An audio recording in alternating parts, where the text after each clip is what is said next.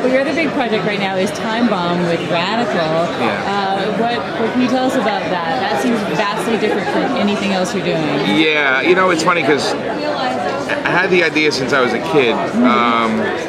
I used to watch this movie where Eagles Dare like every summer, and it was one of those things that where I went away for the summer, they had the reel, and they'd show the same movie every time it rained, right? So it was basically about a bunch of guys that kind of go and infiltrate a Nazi castle and make believe they're Nazis, blah blah blah. Anyway, I love the movie, and I came up with the concept of a time travel thing, and recruited Justin, and we pitched it everywhere, and nobody was interested. And then Radical Comics, who famous for not doing any superhero, they do science fiction, horror, fantasy kind of stuff, which I love. We pitched it to Barry over there, and he says, "Good, I like it." He loved that movie as well, and he got it right away. And it's basically about, it takes place a year from now, let's say, and they're digging a subway tunnel in Berlin, and it caves in. And what they find is the remnants of a underground city that was built, Hitler built, that never used. And while they're there investigating the city, they accidentally trigger what we call an omega bomb, which has a payload of a virus. And the bomb rips through the streets of Berlin, goes off in the atmosphere, and pretty much starts infecting everyone on Earth, and everyone's getting sick and everyone's dying. And they don't know how to turn it back, they don't know how to stop it. You can run underground, but they really know nothing about it except that it's spreading, and the next 48 hours is going to wipe out all human life on Earth. And they figure it was like Hitler's last, you know, FU to everyone, because by the city underground was probably where they were going to hide until the virus was done, and then come back and rule the world. Anyway, our story is about an experiment called the Time Bomb experiment, where they can send somebody back in time.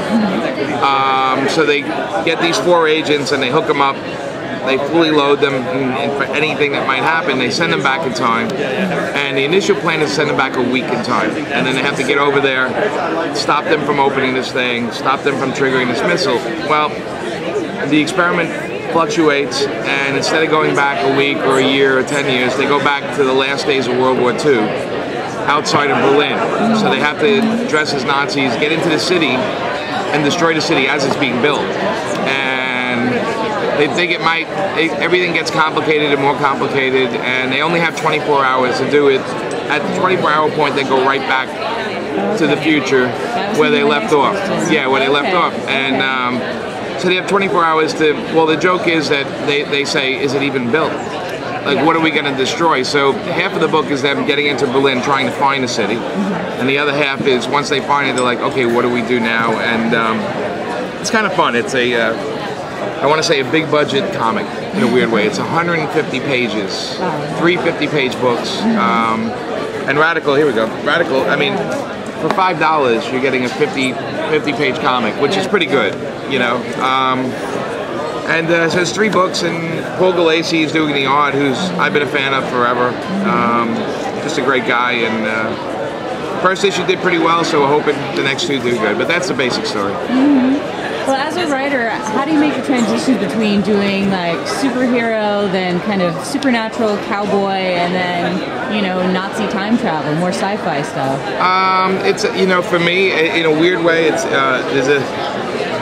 there's a kind of theme I have in my work, and it's usually if it's not boy girl, it's person dealing with some kind of problem, some kind of issue, and I just think the set pieces change, but what we care about is the same. And in Hex, it's usually somebody done wrong, or somebody that needs some kind of closure. And obviously in Time Bomb they need a lot of closure, and then like even in Power Girl it's about relationships. Power Girl for me was all about Power Girl and Terra. In a weird way, it was about Power Girl's new to the planet, and Power Girl actually found someone who's even newer. Yeah. So it's sort of like you moved into a town 2 weeks before your girlfriend, and when she gets there, you go, "Oh, let me show you all the cool places I found." And that was always my the relationship I had with Power Girl and Terra. And so I think the set pieces change. I think the same thing with all writing is you have to create tension. Something, you know, something's gonna happen. Something might or might not happen. And I just love all the genres. Like, I'm a film buff, and I honestly like superhero movies are the last movies I see, because I just like, I kind of like, oh, okay, I know what's gonna happen here. They're gonna create the superhero, they're gonna create the villain that's the exact copy of the superhero, but in a different way. They're gonna fight, the superhero's gonna win. And I hate to say it like that, but it's pretty much every movie, superhero movie you see, it's the same thing. It's I'm gonna become a hero, and then I'm gonna fight the guy that's my complete opposite. In a way, it's Batman and Joker, it's Iron Man 2 fighting other Iron Man, Iron Man 1 fighting another Iron Man. Yeah. So I kind of like the genre stuff, and I do write a lot of horror, you know, with Random Acts of Violence, and we did Friday the 13th, and so I kind of like, I also, my taste is becoming more adult, and because I'm entering adulthood right now, and so in a way, I tend to like the stuff that's a little more risque. You know, Power Girl was a complete switch. It's like we did the Supergirl thing in Wednesday Comics, same thing where the editors, you know, some people like, I don't know if he can write a kids thing, and I said, no, I can write that stuff, you know, but I choose to write other things, and so. That was fantastic. How was it though doing it every week? And I mean, like, no question, you had to make your deadline every week. Well, it wasn't hard for me.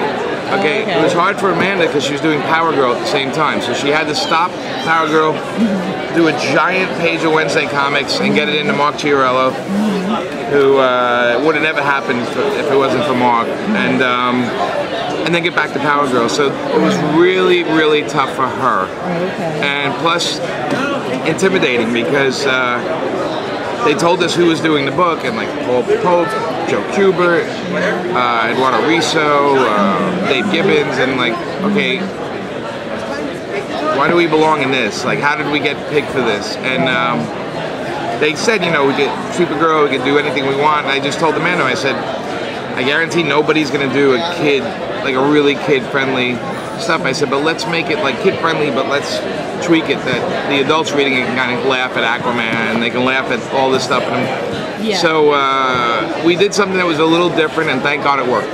So, Well, how are you enjoying Dragon Con? How many Dragon Cons have you been to? I've been to 3, one last year, and they asked us back, God knows why, and then I'd say like 6 or 7 years before we did it, and it was completely different. It was smaller. Comics were like only like 3 or 4 tables worth of comics, and in the last 2 years they've worked really, really hard on the comic people. So I mean, the guests are great, and it's a pretty big room. It's its own hotel, you know, where it used to be. Honestly, I remember I used to be like, the booth next to me had a guy with swords. You know how it goes, and I didn't mind it, but like I said, it just didn't feel like comics have arrived at Dragon Con, and I feel that this year they arrived, and the crowds have been great. Nice. Well, thanks so much for your time. My pleasure.